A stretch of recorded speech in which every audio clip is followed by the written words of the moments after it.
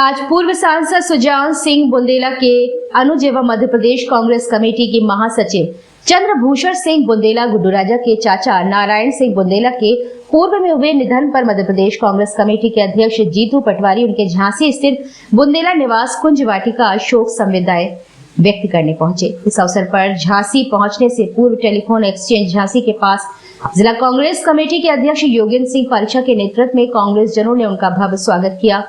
इस दौरान उन्होंने दिवंगत नारायण सिंह बुंदेला के चित्र पर पुष्प अर्पित कर उन्हें अपनी श्रद्धांजलि दी और उनके पुत्र टोनू राजा से मिलकर सांत्वना दी। इस अवसर पर पत्रकारों से चर्चा करते हुए मध्य प्रदेश के अध्यक्ष जीतू पटवारी ने पत्रकारों के सवालों का जवाब देते हुए कहा कि पिछले लोकसभा चुनावों में जनता ने संविधान बचाने के लिए मतदान किया है।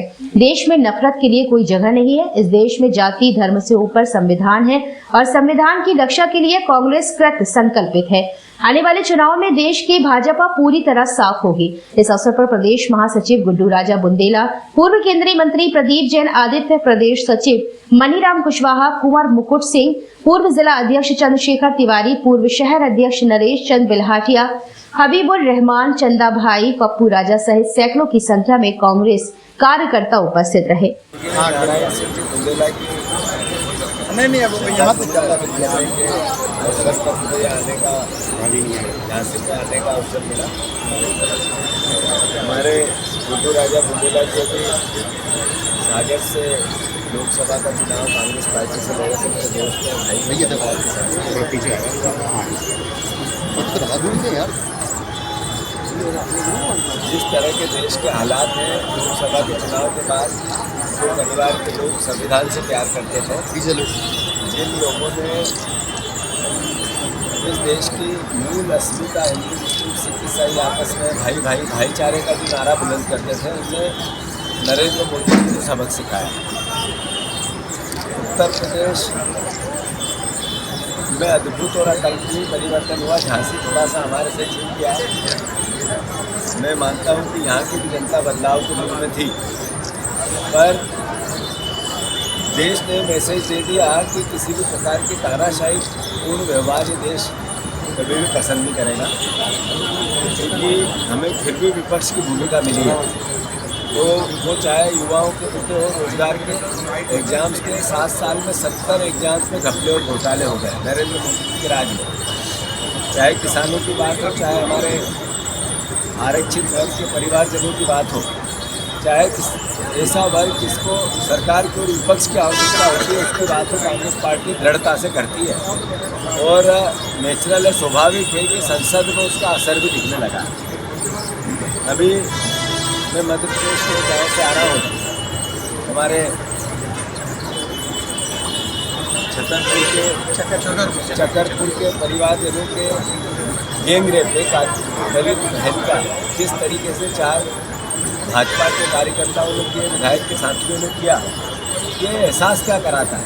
जहाँ बलात्कार की कोई गैंग रेप की घटना आती, वहाँ बीजेपी की ही कार्यकर्ता नेता से जुड़े हुए लोग सामने क्यों आते। ये एहसास कराता है कि ये भारतीय परंपराओं की बात करने वाले लोग, धर्म की राजनीति की बात करने वाले लोगों का असली चरित्र और चेहरा क्या है। मैं फिर से देश में परिवर्तन हुआ है और परिवर्तन देश के लोकतंत्र को मजबूत करने के लिए हुआ है। उत्तर प्रदेश मिसाल बनी। मैं आप सबके माध्यम से यूपी के परिवारजनों को बहुत साधुवाद करता हूँ, धन्यवाद देता हूँ कि उन्होंने देश को एक नई दिशा दी और ये दिशा देश में बदलाव लेके आएगी। जरूर इस बार देश में सरकार नहीं बनी है, पर ये सरकार नरेंद्र मोदी की 5 साल चलने वाली सरकार नहीं है। ये कुछ दिनों की मेहमान है। जैसा कि नीतीश कुमार जी का व्यवहार है बार बार अपने विचार को बदलने का, जैसा कि चंद्रबाबू नायडू को भी जिस तरीके का प्रलोभन दिया गया उसके अनुरूप तो बजट में प्रावधान नहीं किया गया, तो ये एहसास कराता है कि ये सरकार बहुत दिनों की नहीं है। उत्तर प्रदेश में भी बदलाव हुआ है। तो योगी जी की हालत सबको पता है। बीजेपी के अंदर जो फूट होल बची हुई है, जो यहाँ के नेता एक दूसरे के खिलाफ इंटरनल षड्यंत्र रच रहे हैं, मैं मानता हूँ कि ये भी एहसास कराता है कि बीजेपी की जड़ें ही नहीं। और कांग्रेस पार्टी दृढ़ता से विपक्ष की भूमिका निभाती रहेगी और अपने विचार को आत्मसात करके सभी परिवारजनों को साथ लेकर कांग्रेस देश आगे बढ़े, इसकी भावना का सम्मान करके रहेगी। जीतू जी, संविधान से प्यार वाली बात आपने कही है, क्या मध्य प्रदेश के लोग संविधान से प्यार नहीं करते? एक भी सीट आपको नहीं दी? ये बात बिल्कुल बहुत गहरी है। ये वहाँ के जो विधानसभा चुनाव बहुत रिसेंट हुए थे और जो घटनाक्रम घटे वो सर्वविदित है। वहाँ कई कारण अलग अलग राज्यों के प्रांतों के अलग अलग रहते हैं। हम संविधान के मुद्दे को सही तरीके से वहाँ पेश नहीं कर पाए, ये हमारी चूक समझ लो या भूल समझ लो, पर अल्टीमेटली वहाँ भी अब परिवर्तन, जैसे ही सरकार का चेहरा साफ हुआ, अब बहुत बदलाव है। विधानसभा चुनाव में कांग्रेस की जो वहाँ लहर चली थी, इसके बाद भी अगर वहाँ पे चूक हुई है तो कौन जिम्मेदार है उसका? कि वहाँ पे विधानसभा के चुनाव में हमारी जो हार हुई ये चिंता का विषय थी।